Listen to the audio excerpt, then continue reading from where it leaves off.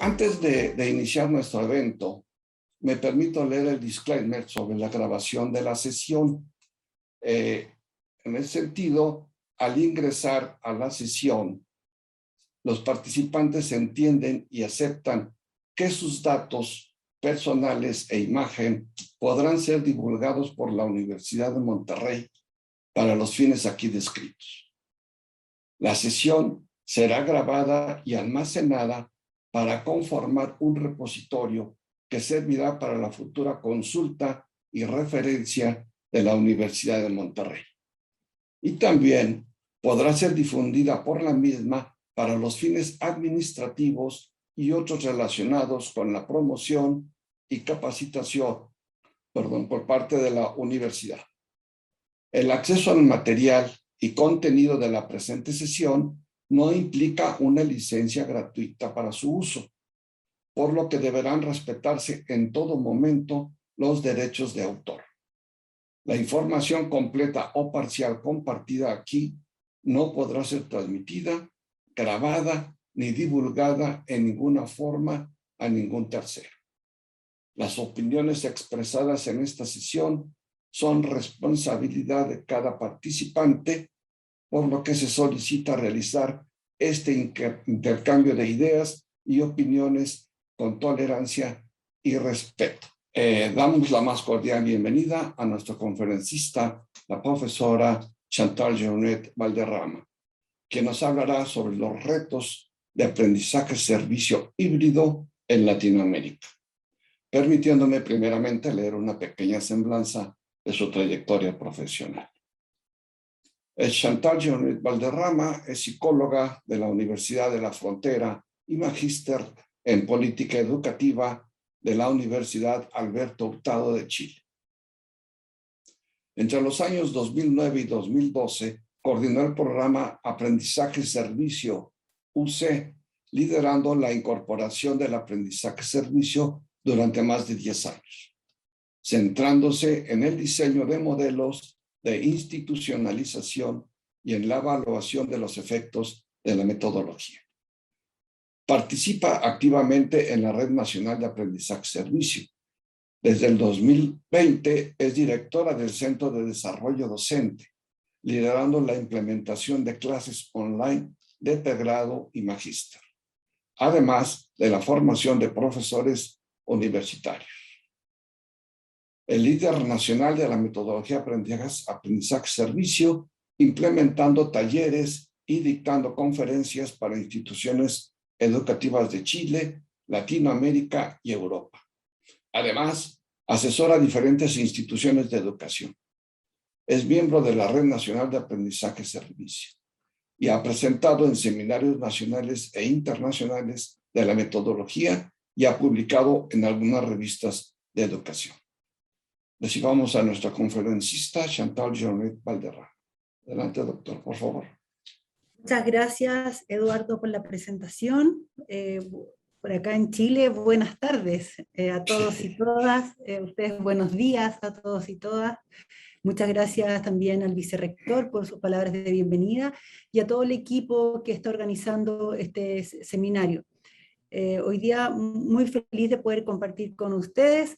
La verdad reconozco que no me gustaría que fuera ni online ni híbrido, sino me encantaría estar en su institución, que ya tuve la oportunidad de conocer y que es tan bonita, pero bueno, para otra oportunidad será. Hoy día desde mi institución educativa que está abierta ya hacia al estudiantado, les quiero compartir un poco la experiencia de estos últimos años y que, como también dijo el doctor Eduardo Rocha, nos ha desafiado en estos tiempos a cambiar nuestras metodologías y también a poder innovar de una forma distinta. Les voy a mostrar mi presentación. Me gustaría saber si la ven bien. ¿Sí? Doctor Eduardo Rocha, ¿la ven bien? Sí, adelante, doctora. Bueno, entonces lo que me gustaría compartir son estos retos, y lo primero es hacerle una pregunta a ustedes que pensemos. Antes de las pandemias, ¿cómo eran nuestras salas de clase? Ahora son a través de un computador, pero ¿cómo eran nuestras salas de clase? Y yo me voy a una imagen. que es bien antes de la pandemia esto, quizás de otras pandemias, que estamos hablando aquí de la educación medieval. Y teníamos una sala de clase donde estaba un profesor dictando una clase magistral, en las primeras filas algunos estudiantes atentos, al lado los ayudantes, algunos conversando entre ellos y revisando quizás otra lectura que podría ser hoy día el celular, los de atrás conversando, algunos durmiendo.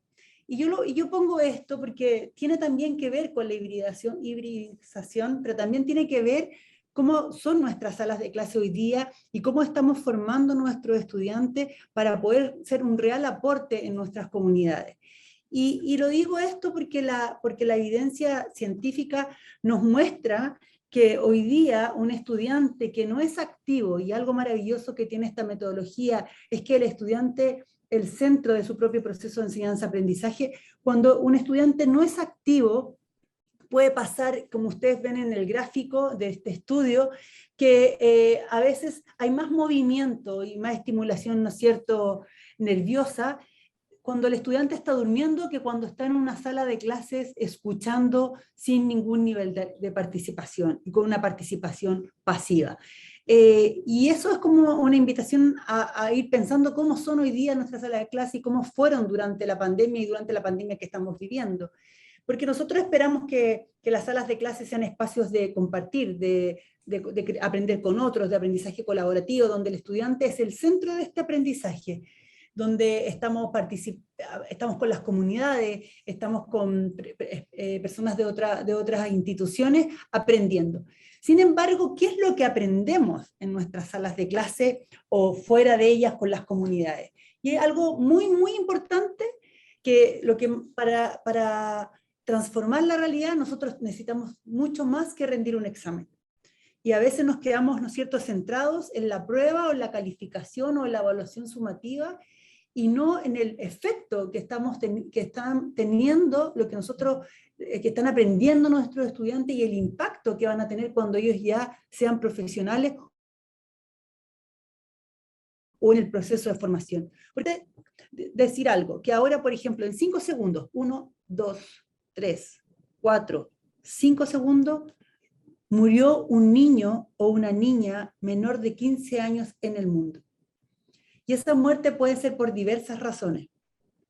Puede ser por violencia, especialmente en nuestra Latinoamérica, por prostitución o drogas, especialmente en nuestra América Latina, por situaciones de enfermedad o por no tener acceso a la enfermedad, a la salud, por situaciones de accidentes y otros tantos que son las causas de muerte, pero de niños hoy día menores de 15 años. Entonces la pregunta que nosotros como institución educativa, que estamos formando profesionales para construir un país un continente, como dijo el vicerrector, más ético, más justo, más próspero, ¿qué estamos haciendo nosotros para cambiar esto? Y lo primero que nosotros hacemos es entregarle contenidos a nuestros estudiantes, que ellos sepan. Pero ¿cuánto también le estamos enseñando para que sepan hacer? Y muy importante, para que sepan ser y sepan convivir con otros. Y en estos saberes, hay algunos saberes que se nos olvidan, porque a veces a los estudiantes les decimos que está todo en un cuaderno y que el saber está aquí. Sin embargo, si nuestros estudiantes no conocen la realidad, es muy difícil que puedan intervenir en ella y también cambiar algunas realidades como la de los que acabo de transmitir. Es como esta cancha. A mí me gusta el fútbol, estamos justo en el eliminatoria y a Chile no le ha ido muy bien en este tiempo, pero me sigue gustando el fútbol. Y si vemos esta cancha, ni Messi, ni el mejor jugador de fútbol podría disputar un partido de fútbol aquí. Hoy día, en nuestro continente, hay muchas personas que viven en canchas así. Y si nuestros estudiantes, cuando salen de las instituciones educativas, creen que todas las canchas son como el Santiago Bernabéu o como el estadio que tienen ustedes en México o como nuestro Estadio Nacional acá en Chile, no van a poder aportar realmente porque no van a conocer el lugar y van a hacer un partido para dos equipos que están jugando con 11 jugadores cada uno, jugadores parecidos, con entrenadores, que se han alimentado bien, que han tenido entrenamiento, y en una cancha pareja. algo muy necesario es que nuestros estudiantes sepan que existen estas canchas y que además la conozcan y busquen mecanismos para saber cómo enderezar y emparejar la cancha para poder lograr que todos jueguen con las mismas oportunidades. Y en ese sentido mi pregunta entonces es, ¿qué tipo de profesional necesitamos formar en nuestras instituciones? ¿Para quién? ¿Para qué mundo?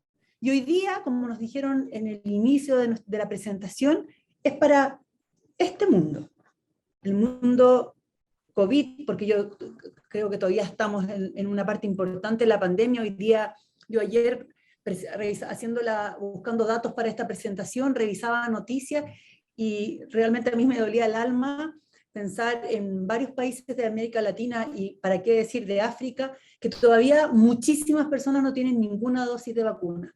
En mi país, hoy yo, Chantal Joané Valderrama, tengo 3 dosis tengo 2 dosis más una dosis de refuerzo.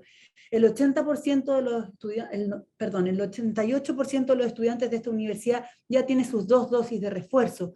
Y veíamos datos de que en África hay una cantidad muy importante de personas que todavía no reciben ni una dosis y la cantidad de las probabilidades de muerte aumentan. Entonces, este es hoy día en lo que estamos.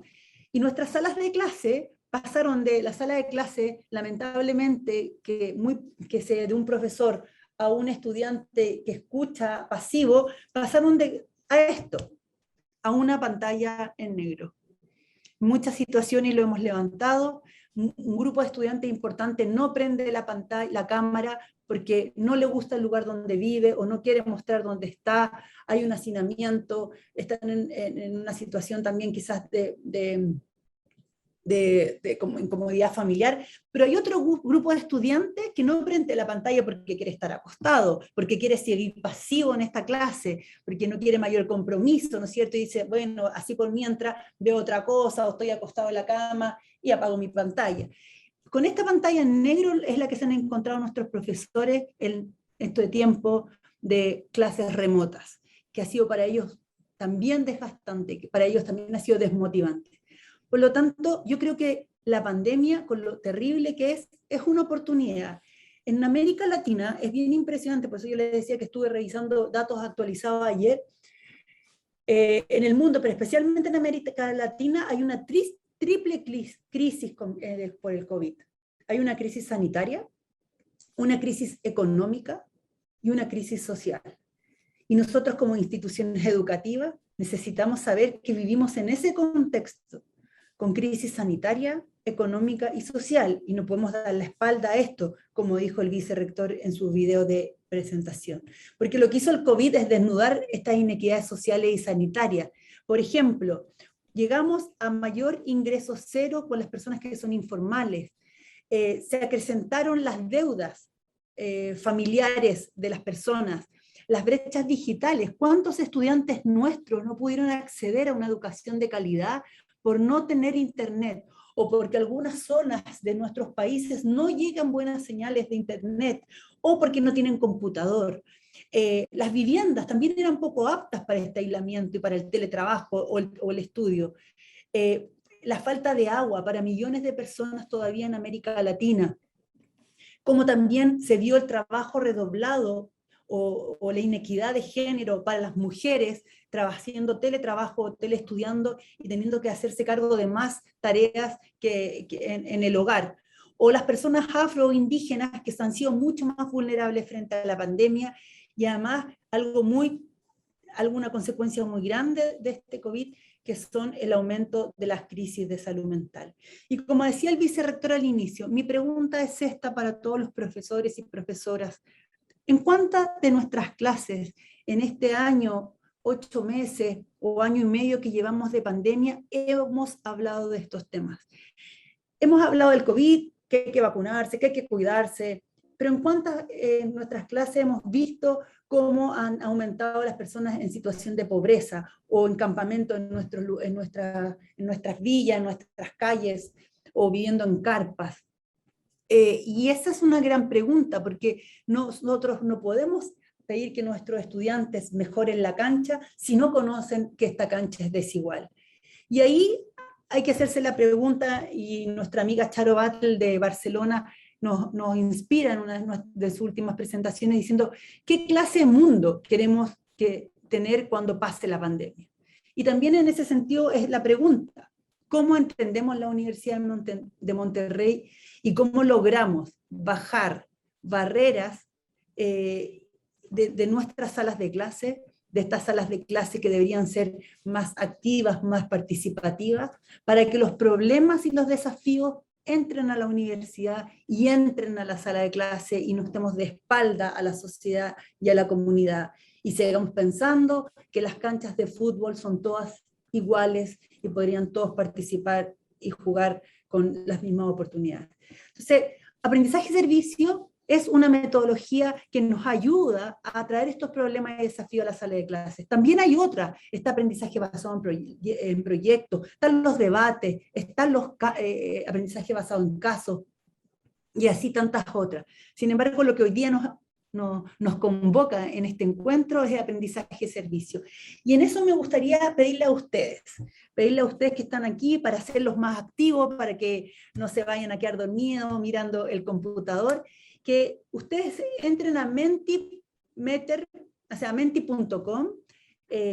y en menti.com agreguen un código, que es el 48178500. Menti.com, yo lo voy a ir haciendo para que también ir viendo que esté funcionando, como estamos en internet y no hay tanta retroalimentación de sus movimientos de cara y si esto está funcionando, voy a entrar, entonces entran a Menti y ponen 48178500 y responden a esa pregunta. Dos preguntas. Característica principal de AMAS-S, en una sola palabra. ¿Qué es para ustedes aprendizaje-servicio? AMAS-S, perdón, es como lo decimos en Chile, aprendizaje-servicio. En una palabra, ¿cuál es la característica principal de aprendizaje-servicio? Yo por mientras voy a dejar de compartir un minuto para ver cómo va esto. Parece que todavía no han escrito.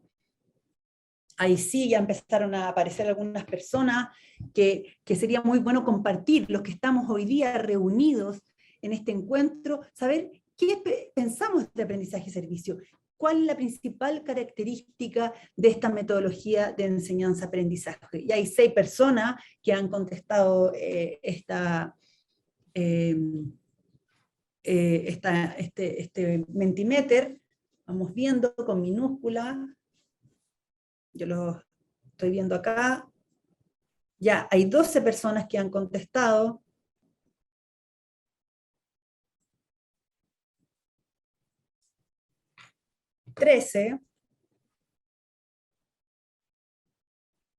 Vamos a esperar un minutito más para ver cómo va esto.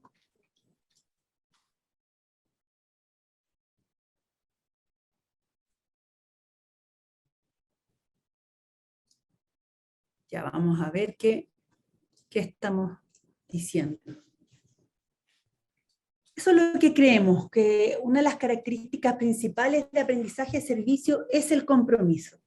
Y esto es algo muy positivo, ¿sí? Quizá aprendizaje-servicio nos ayudaría a que las personas tengan la cámara prendida.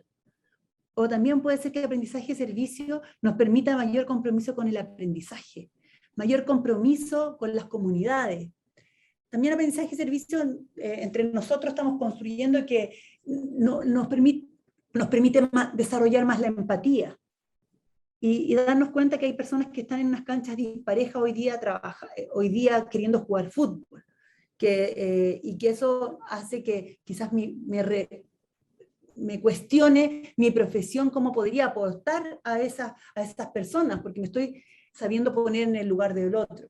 También uno puede ver, bueno, aquí empatía, compromiso, vocación, compromiso ciudadano, participación. O sea, tenemos muchos elementos que permiten que esta metodología sea una metodología que hoy día, vocación, que hoy día necesitamos más que nunca post-COVID. ¿sí? Porque, vuelvo a decir, lo que hizo el COVID fue abrir las ventanas, las puertas de nuestras casas y mostrar estas inequidades que muchas personas hoy día no estaban viendo. Y dicen, chuta, yo he escuchado mucho a nuestros profesores, hemos elaborado muchas entrevistas y encuestas para levantar la información que pensaban los profesores, y hay muchos profesores que dicen, yo no me imaginé nunca que mis estudiantes vivían en estas realidades, porque ellos veían al estudiante en sala de clase. Bueno, desnudó inequidades y muchos de los datos que hoy día estamos viendo. Empatía, compromiso, vocación, participación, realidad y concientizar. Voy a seguir entonces con mi presentación. Toda esta información yo se las voy a entregar a Alma para que pueda compartirlas con ustedes, no solo el PowerPoint, sino también el Mentimeter que hemos construido entre todos nosotros.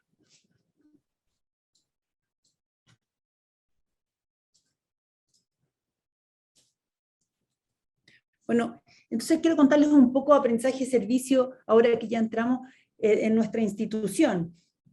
Es importante decir que llevamos varios años, 17 años en esta universidad, que a pesar de que hemos trabajado distintos modelos, distintas formas, y ustedes si se fijan en esta escala de tiempo, el 2020 nosotros tuvimos que diseñar una nueva forma de hacer aprendizaje y servicio, tal como lo dijo el vicerrector Eduardo García, porque no podíamos seguir haciéndolo igual. De hecho, la verdad, yo voy a ser bien sincera, en abril del año pasado yo pensé que no íbamos a tener ningún curso, ninguna asignatura con la metodología, porque dije esto no va a permitir, no va a poder ser online y no lo vamos a lograr. Bueno, a pesar de eso, nos tuvimos que repensar con lo que estábamos haciendo. Dijimos, los problemas siguen grandes y son grandes los desafíos en las comunidades y nosotros necesitamos hacer una formación distinta para nuestros estudiantes.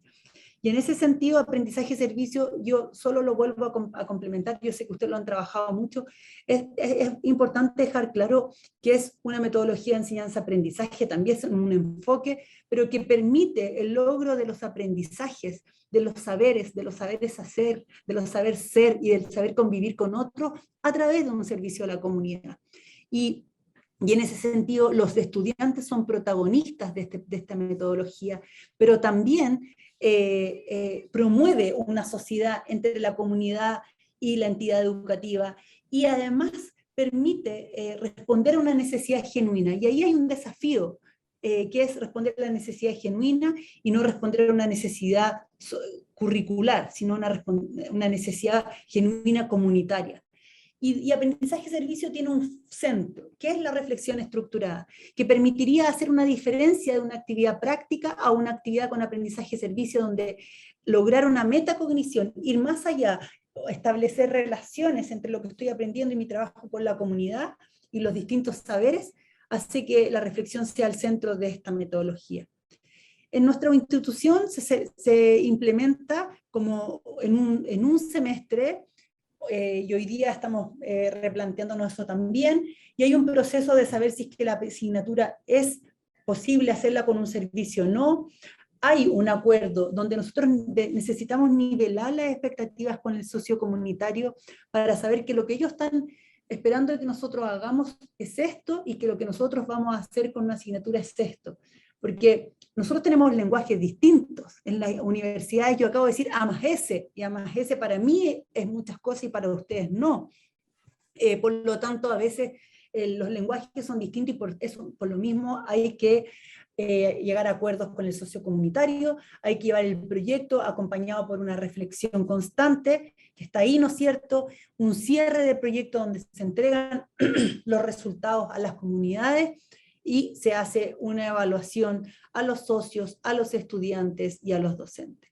Pese a la pandemia y todo distinto a lo que yo me imaginé, aprendizaje y servicio aumentó en el año 2021 a 226 asignaturas. Si ustedes pueden ver, el año 2019 tuvimos 167. Y aquí hay un dato interesante. Nosotros hicimos un estudio a nivel universidad de percepción de aprendizaje durante estos 3 semestres de pandemia, y la percepción de aprendizaje se mantenía igual. En algunas unidades bajaba, en algunas unidades subía. Sin embargo, ustedes pueden ver que la percepción de aprendizaje en un curso con aprendizaje-servicio aumentó considerablemente, especialmente este último semestre de la pandemia. Esta es una encuesta que se contestan los estudiantes voluntariamente al finalizar el curso con la metodología, y si yo hago comparación en un estudio que hicimos entre el 2013 y el 2016, donde el promedio de percepción de aprendizaje era 87%, en una escala del 1 al 100, la percepción de aprendizaje del 2016 al 2021, ustedes pueden ver, ¿no es cierto?, que hay un aumento de la percepción de aprendizaje. Aquí hay otro elemento, que yo creo que también pasa a ser un reto, como dice el título de esta presentación, en aprendizaje-servicio, que tiene que ver con el desarrollo de habilidades transversales. Y yo lo digo acá, aunque a pesar que este semestre hubo un aumento, nosotros no tenemos la explicación de que por qué hubo un aumento tan importante este semestre en percepción de aprendizaje. Yo sí tengo algunas reflexiones, porque creo que quizás este semestre hubo mayor presencialidad, el semestre de 2021, primer semestre, que terminó en julio de este año, y que quizás eso permitió incentivar más el desarrollo de las habilidades transversales, como en este caso el compromiso social y el trabajo en equipo, que son importantes en la metodología.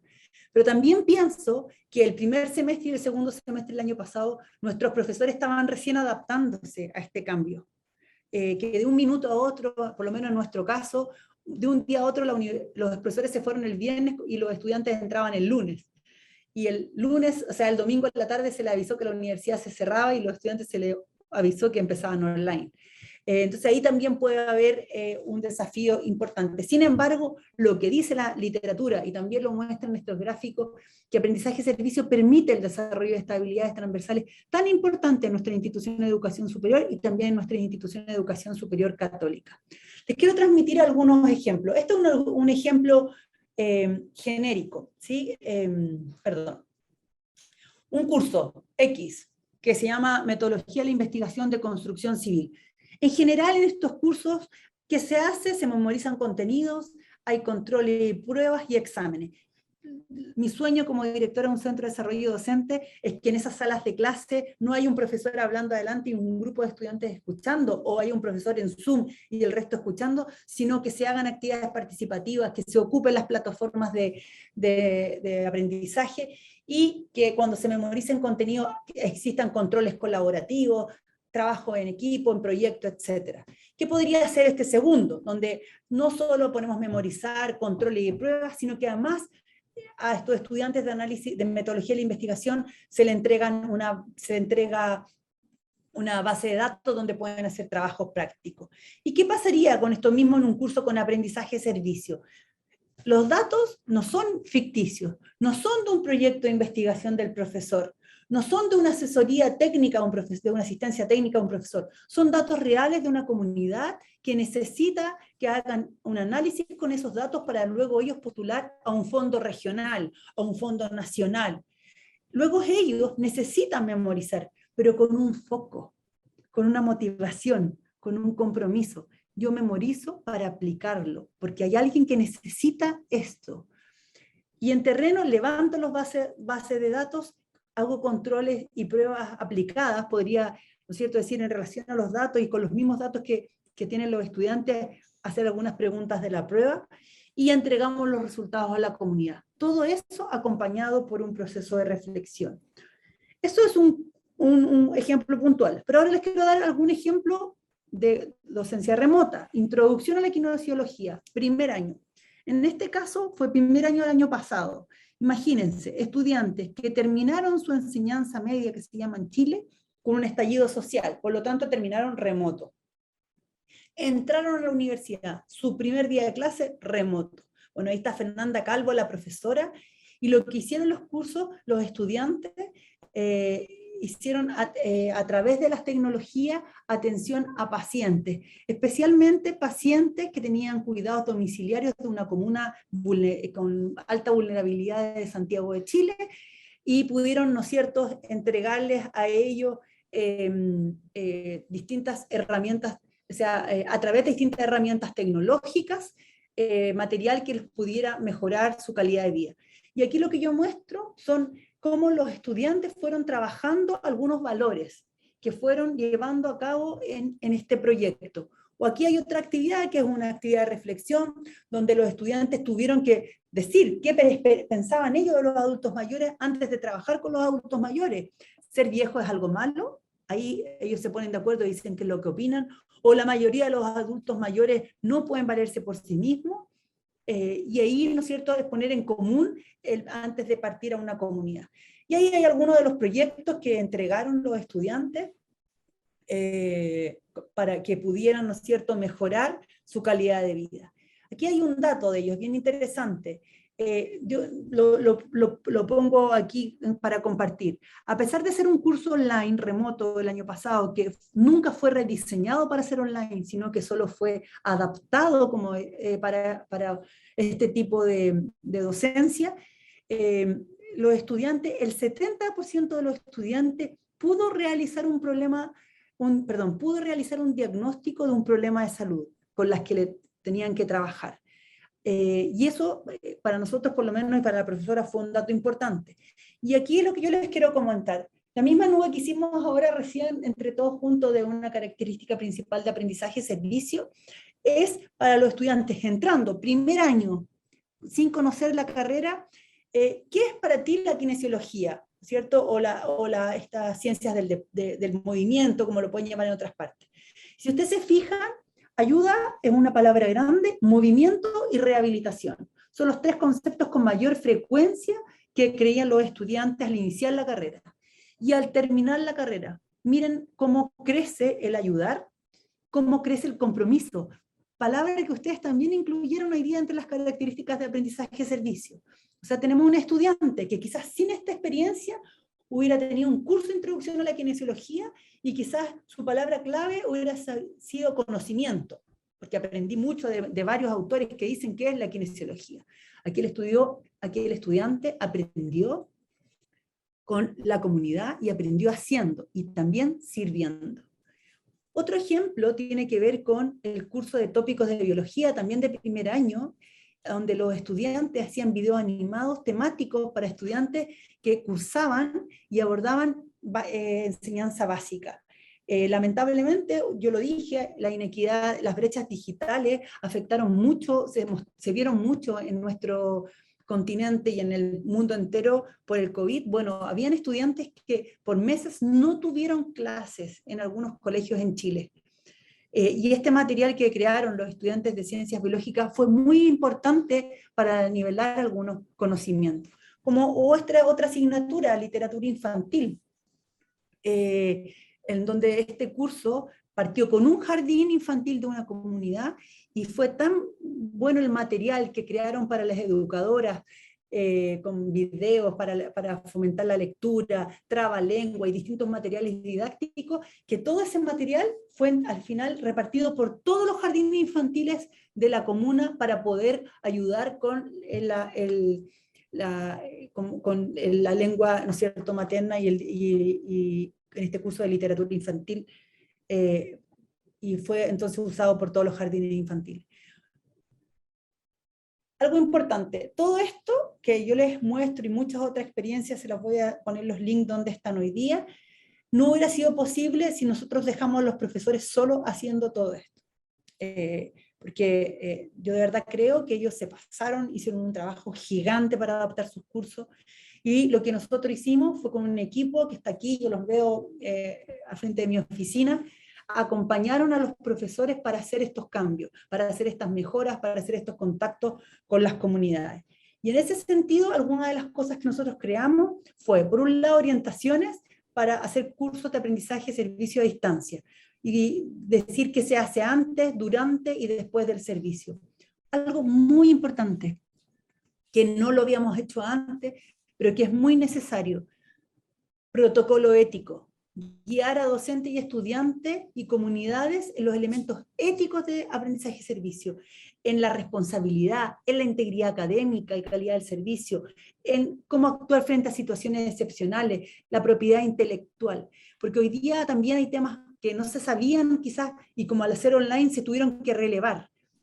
También hicimos horizontes de para un aprendizaje de servicio calidad, que era una guía de revisión rápida con link complementarios para un apoyo para la implementación, siempre pensando en la calidad del servicio y en la calidad del aprendizaje. Y por último, un desafío que nosotros no, en general este es un centro de desarrollo docente, trabajamos con profesores y con comunidades, y el que trabaja con el estudiante es el profesor.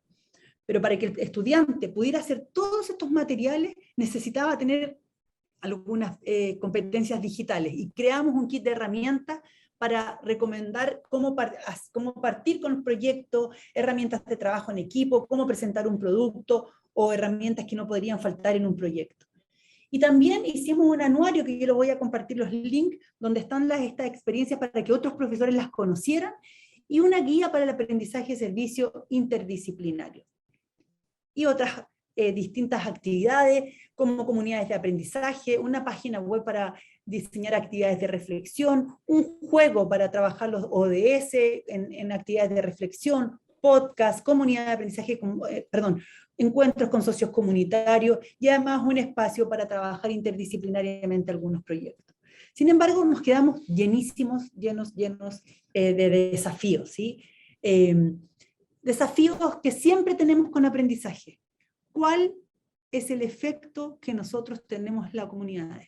Si nosotros hoy día revisamos la literatura internacional de aprendizaje y servicio, hay investigaciones, muchísimas investigaciones en aprendizaje, en cómo aprendizaje y servicio afecta el aprendizaje, la percepción de aprendizaje, la calidad del aprendizaje, las notas, el rendimiento. Cómo aprendizaje y servicio también lo perciben los profesores. Sin embargo, hay muy poco de cómo afectamos, cómo intervenimos, cómo las comunidades reciben los proyectos de aprendizaje y servicio. Otro desafío importante tiene que ver con los incentivos docentes. Hoy día, en general, en nuestras instituciones hay un incentivo importante en la investigación, pero también se nos pide que trabajemos con las comunidades. Muchas veces los profesores dicen, yo no quiero dinero por esto, sino quiero que reconozcan el trabajo que significa el rediseñar un curso, el trabajar con una comunidad y el adaptar este curso a que tenga la metodología de aprendizaje y servicio. Una reflexión constante tiene que ver con la temporalidad y la continuidad de los proyectos de aprendizaje y servicio. Muchas veces nuestros proyectos, si no están... hay varias cosas que nos pueden pasar. Trabajar en un territorio más de una asignatura sin que nosotros sepamos que hay 3 carreras trabajando en el mismo territorio. Por otro lado, trabajamos en un proyecto y después nunca más hacemos la continuidad del proyecto. Solo levantamos el diagnóstico y no hacemos la implementación. Claro, la implementación quizás no la puede hacer esa facultad, pero quizás hay otra unidad que lo puede hacer, o quizá incluso la pastoral tiene otro proyecto que responde a esa segunda parte. ¿Cómo revisamos y vamos viendo la continuidad de los proyectos con aprendizaje y servicio? ¿Cómo logramos la implementación de calidad para todos los actores? Una implementación de calidad para el profesor, que el profesor logre una docencia de excelencia, que él sea un testigo y maestro de este proceso. ¿Cómo logramos que el estudiante aprenda integralmente? No solo los conocimientos, sino también las competencias transversales o genéricas que nosotros queremos en nuestro perfil del egresado. Y cómo también este socio comunitario recibe un servicio y es parte de un servicio de calidad. Otro desafío importante, los datos. Los datos durante cada semestre y los datos como una mirada global. Termino mi curso. ¿Cuánto reviso los datos? ¿Funcionó la reflexión o no funcionó? El socio comunitario, trabajé con 3. ¿Qué hizo que este socio comunitario quedara más contento? Pero también globalmente. Yo hoy día mostré datos desde el 2013 en adelante. ¿Cómo es la mirada? ¿Qué pasó el año 2020, el primer semestre? ¿Hay un patrón en algún tipo de cursos que hubo una baja? ¿Qué hicimos que mejoró este otro indicador? Y para tomar decisiones con estos datos. Y también desafíos, pero en modalidad híbrida o a distancia, porque no sabemos qué va a pasar el año que viene. Primero, el contacto real con la comunidad. En momentos que tengamos clases híbridas, donde van a haber sesiones presenciales y online, el priorizar espacios en que los estudiantes conozcan las comunidades. Y si no las pueden conocer presencialmente, buscar quizás realidad aumentada u otros tipos de tecnología para que los estudiantes sientan que están en el lugar, hagan entrevistas tan en profundidad que puedan conocer profundamente a esos sectores donde están, que las conozcan con datos. Porque también puede ser que estemos presenciales y el estudiante va a la comunidad y dice, ¡oh, qué terrible, qué pobreza! Pero quizás no les gusta trabajar y se va, y el estudiante se va con un mal aprendizaje. Nosotros necesitamos este encuentro con la comunidad, acompañarlo de datos, saber que si en un centro de salud las personas están ahí en largos tiempos de espera, no es porque la gente que trabaja en el servicio de salud le gusta hacer mal el trabajo, o no es porque la gente que está esperando le gusta esperar para estar con amigos, sino que dejar claro, ¿no es cierto?, que hay muchos otros factores que están influyendo en esto. Entonces, el contacto real tiene que también estar asociado con datos que muestren que realmente cómo es esa comunidad. Un involucramiento, lo estoy diciendo un poco en mi punto anterior, entre todos los participantes. Es importante que el estudiante no crea que le está haciendo un servicio a la comunidad, sino que lo está haciendo con la comunidad, que la comunidad es parte real de la solución de ese problema o desafío.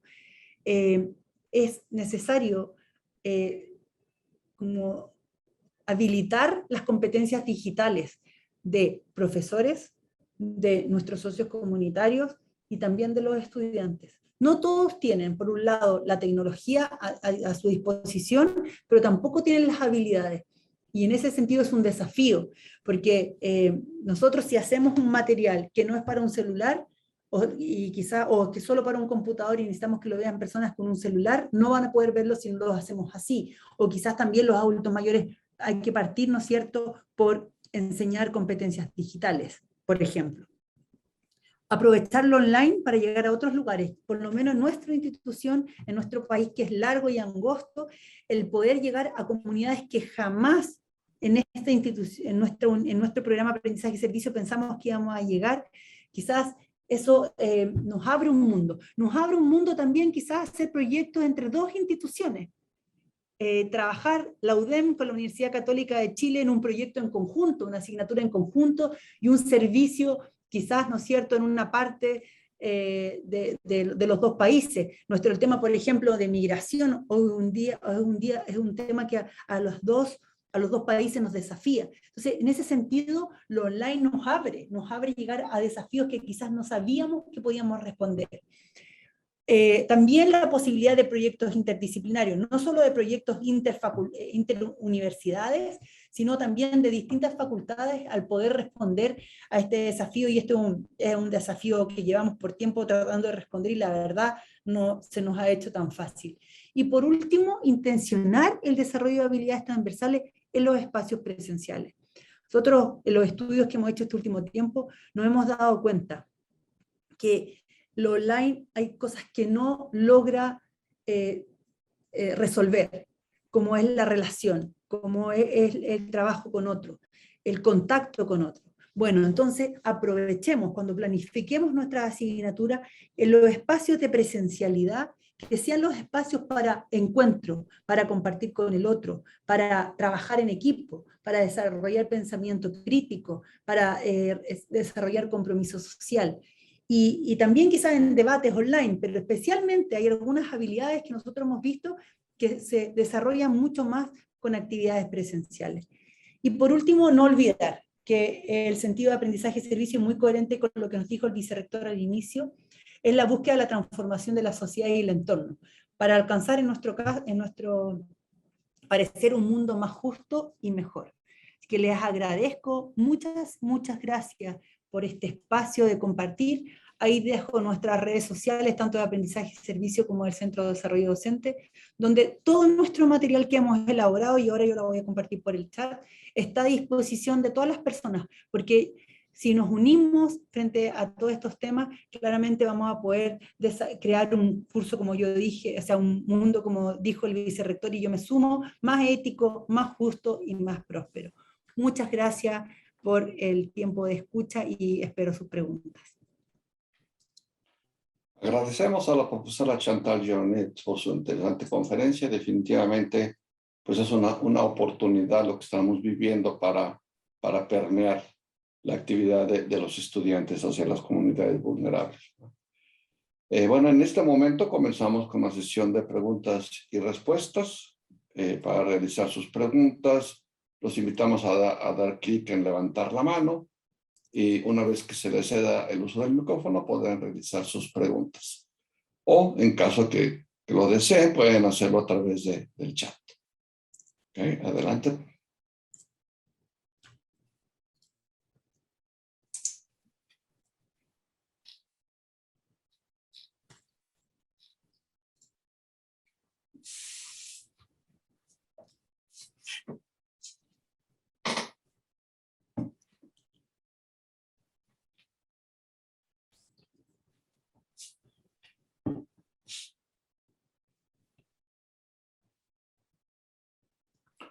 Quizás por mientras, doctor, las personas se animan a preguntar. Quería comentar algo que quizás se me fue y estaba mirando también el chat. Hay otro desafío que se viene importante en nuestra institución de educación superior, tiene que ver con el bienestar. Hoy día la salud mental ha sido muy dañada por la pandemia, ¿sí?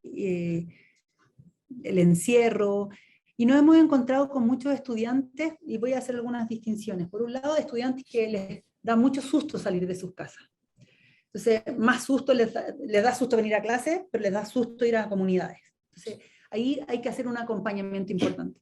Pero también hay un grupo de estudiantes importantes que están más ansiosos, más tristes, y este tipo de situaciones de contacto real o de trabajo con comunidades con tanta pobreza o con tanta vulnerabilidad, les puede afectar. Entonces yo también creo que hay que ver un tema ahí que quizás no lo puse como desafío y lo voy a agregar en mi presentación antes de enviársela a Alma, que tiene que ver también con el bienestar. Y ahí hay un desafío en las comunidades que también vamos a tener que aportar, ¿no es cierto?, con esas mejoras, pero también en nuestros estudiantes. Y no menor la preocupación por nuestros profesores, porque a veces podemos exigir mucho y nuestros profesores universitarios también necesitan acompañamiento, ¿no es cierto? Pero van a necesitar también ayuda para rediseñar sus cursos, pero también para poder enfrentar ellos estas situaciones. Nosotros lo vivimos hace muy poco con una estudiante que le daba mucho susto ir a una comunidad.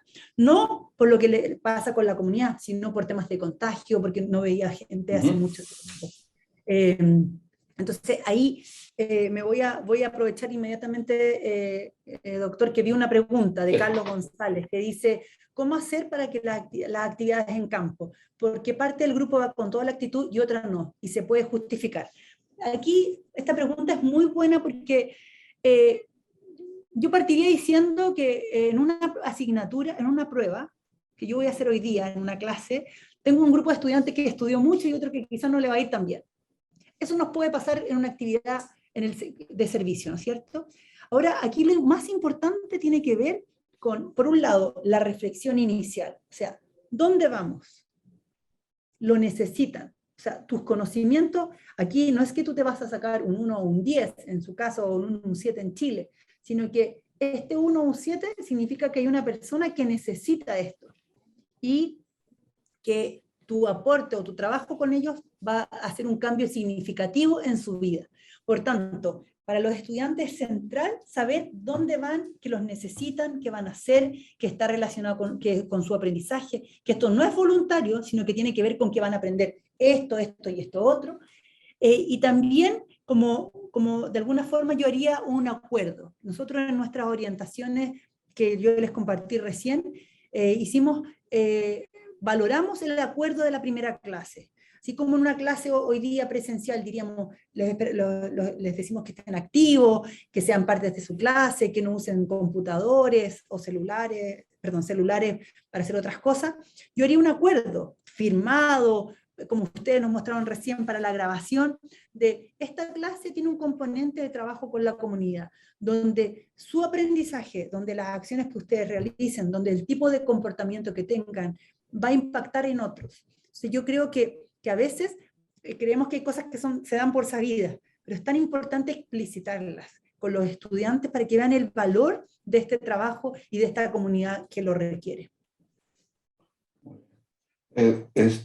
Profesor, hay otra pregunta de Gerardo Valderrama. Dice, ¿cuál es el papel de la familia en el afrontamiento de los desafíos? Sí, en nuestro caso, nosotros somos una institución de educación superior y de verdad pensamos que nuestros estudiantes ya, por un lado, no tienen apoderados acá, ¿sí? Como ellos son, estamos tratando de que sean más autónomos e independientes.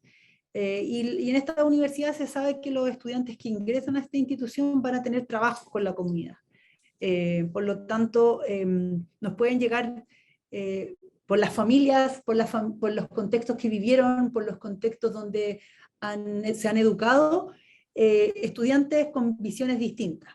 En Chile, el 60% de los chilenos cree que los pobres son pobres porque quieren, porque son flojos. Hay un porcentaje de estudiantes que ingresan a esta institución y que nosotros, como docentes, tenemos que, en nuestros cursos de aprendizaje y servicio, trabajar esos prejuicios antes de ir a las comunidades.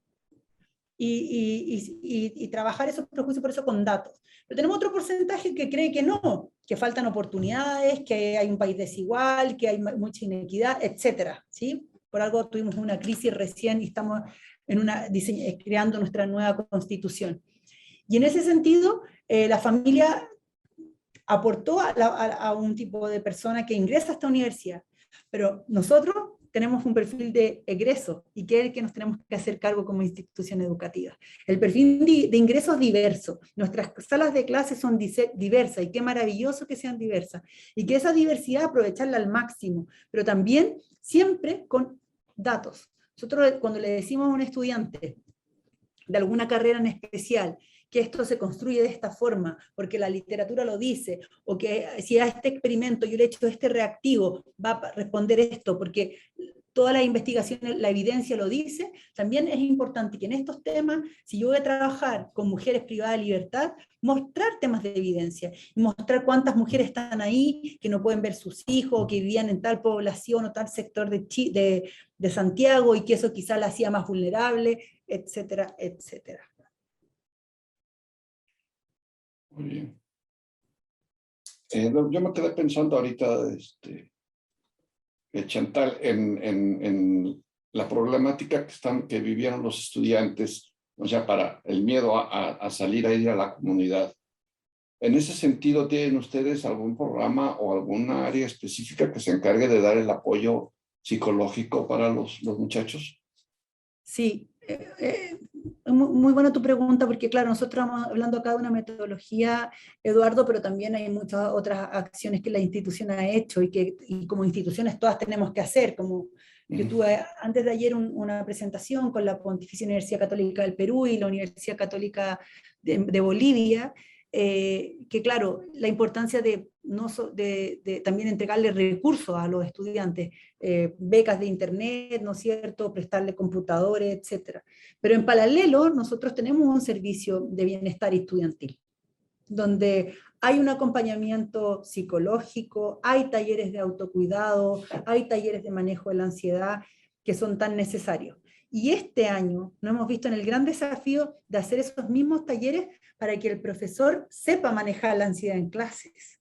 Porque antes eso era un psicólogo, lo hace en otro lugar, tiene una atención psicológica con el estudiante. Hoy día tenemos más estudiantes que están agotados, ansiosos, que han vivido la misma incertidumbre que viviste tú y yo, de que si se nos enfermaba un familiar, que si salíamos de la calle, que estamos viviendo una inestabilidad económica, en general en Latinoamérica, ¿no es cierto?, con aumentos de pobreza, con desempleo. Por lo tanto, hoy día no son un estudiante o dos estudiantes, sino que esta pandemia nos hizo ver también más como personas. Hoy día tú me estás viendo en mi oficina, pero antes me veías en mi casa. Por lo tanto, el profesor comenzó a tener otras relaciones con los estudiantes y darse cuenta de que tenía que hacer cargo de algo que antes él no veía que era tan necesario para aprender, que tiene que ver con el bienestar emocional. Y claro, la literatura lo dice, si una persona está bien, aprende mejor, pero hoy día fue el profesor el que se dio cuenta. Entonces, está por un lado un apoyo para los estudiantes y por otro lado nosotros hemos diseñado talleres para acompañar y para estrategias en la sala de clases para poder hacerse cargo de estos temas. Y sobre todo ahí sería para darles en determinado momento la capacitación a los profesores para precisamente detectar y ayudar a los estudiantes en esos momentos críticos, ¿verdad? Porque a lo mejor, como decías tú hace rato, bueno, el profesor que se para y habla y da su clase, sí, pero ¿qué pasa más allá, verdad? Es decir, Sí. ¿qué situación está viviendo los estudiantes? Sobre todo cuando tienen la cámara cerrada y les pregunta a uno, bueno, ¿por qué la tienes apagada? Bueno, pues es que me siento mal y no estoy arreglado o arreglada, etcétera. Entonces, bueno, esas situaciones sí son muy importantes para enfocarlos del profesor hacia el muchacho, para que después ellos puedan reflejarlo ya en su apoyo a una comunidad, creo yo. Sí, y en ese sentido, Eduardo, es muy importante y por eso las actividades de reflexión son centrales en esta metodología, en que con las actividades de reflexión nosotros podemos levantar y como tomar el pulso de cómo vamos. Podríamos levantar una actividad de reflexión para saber cómo estamos preparados para este servicio. O como decía por aquí una pregunta, ¿no es cierto, Carlos? ¿Cuán motivados están con esto los estudiantes? Con una actividad de reflexión lo podemos lograr. Con una actividad de reflexión intermedia podemos ver también cómo han respondido las comunidades, ¿sí? O con una actividad de reflexión final podríamos ver cómo hacer una integración de aprendizaje y ver si esto está funcionando o no, y también cómo se sienten las personas, porque muchas veces de un minuto para otro, si hemos estado encerrados, vamos a llegar y ir, nosotros tenemos que pensar que tenemos generaciones de estudiantes que han estado muy poco en nuestras instituciones educativas, que llevan un año más estudiando desde su casa y que no han llegado a la universidad todavía. Entonces también eso nos puede llegar y mostrar y nos vamos todos mañana a un centro penitenciario o mañana nos vamos todos a un campamento y una zona de alta pobreza, ¿sí? Yo creo que hay que ir haciendo también esto como acompañado con este profesor que necesita capacitación, pero es que es la guía y el maestro de este proyecto. Sí, sí, definitivamente que sí. Mucho bueno. Y otra pregunta que me surge a mí, ya en función de la Universidad de Chile, ¿cuántas asignaturas tienen contemplados o que manejan aprendizaje-servicio? Por lo que comentabas Hoy hace día, rato, mucho, ¿verdad? Pero sí, ¿qué porcentaje tienen? 226 asignaturas hoy día tienen incorporada, pero formalmente, como con profesores capacitados, con todos los momentos, la metodología de aprendizaje-servicio, formalmente. Eso significa que el profesor está capacitado, que tienen materiales, que nosotros podemos saber, podríamos evaluarlo, que hay alguna habilidad transversal como compromiso social, pensamiento crítico, resolución de problemas o trabajo en equipo que se está desarrollando con la metodología y se está haciendo un servicio a la comunidad. Bueno, Hay una pregunta, Eduardo, que me llegó acá sí, ¿qué estrategia utilizaron para que más clases se sumaran en esta metodología ante la realidad principalmente en línea? Mira, una muy buena pregunta, Monse. Te quería comentar que, como yo dije, yo tuve mucho miedo de que nosotros no íbamos a poder tener asignaturas con la metodología. Entonces, la primera parte que hicimos fue con los profesores que en general incorporan la metodología de aprendizaje-servicio, empezamos a hacer webinars cortitos para las comunidades, pero desde el profesor. Y ahí el profesor se empezó a dar cuenta del valor que tenía su propia disciplina en tiempos de pandemia. Entonces, eso fue un tema importante. Y lo otro que usamos mucho fue las redes sociales. Las redes sociales hoy día nos han ayudado para compartir experiencias, para unirnos con estudiantes y que los estudiantes le digan a sus profesores, pero profesor, con esta asignatura nosotros podríamos estar respondiendo a una comunidad. Y también el valor que le dieron ellos en la motivación de los estudiantes. En estos cursos, a diferencia de otras asignaturas de la universidad, la percepción de aprendizaje aumentó.